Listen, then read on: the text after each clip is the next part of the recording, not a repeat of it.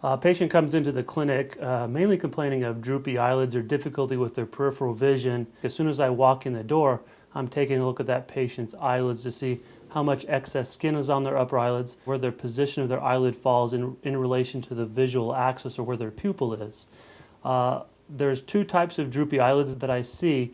The first type is when there's just a lot of excess skin between the brow and the eyelid, and that accumulates over time and with age. The second type is where the whole eyelid is drooping down, and that's secondary to loss of muscle tone in the tendon and muscle that controls eyelid height and movement. So although very similar, they're also very different.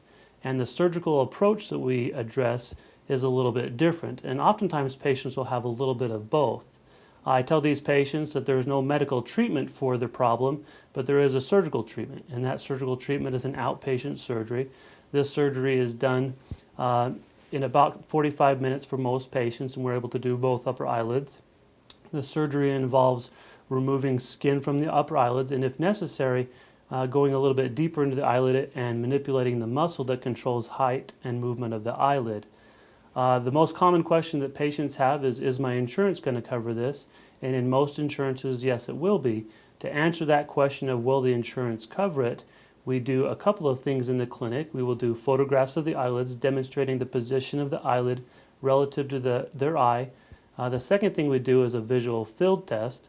The visual field test assess whether the eyelid position is interfering with their vision. If the eyelid position is deemed to be interfering with their vision, then oftentimes we can get the insurance company to cover that. In certain instances where insurance companies will not cover their droopy eyelids, we're still able to do that, and that can be done in the office or it can be done in a surgical center as well. Some patients also have complaints about their lower lids and to their face in general. Generally, they're not happy with their appearance, and this happens with age and with gravity. The lower lids are a specific concern for many patients. They're concerned about the fullness of their lower lids, or to a lesser degree about the wrinkles on their lower lids. These can be addressed, however, they're not going to be covered by the patient's insurance. The number one way that we address the fullness to the lower lid is a similar procedure to the upper eyelid, where we go behind the eyelid and we're able to sculpt away some of the fat and manipulate the fat that's behind the eyelid, and this helps rejuvenate the eyelid and give it a more youthful appearance.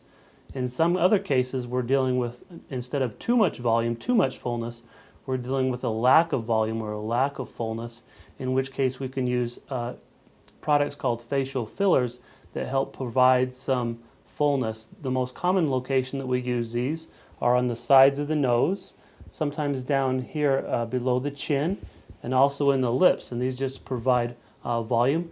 These types of things can be done in the office, and they have very good results and very short turnarounds as far as recovery and follow-up.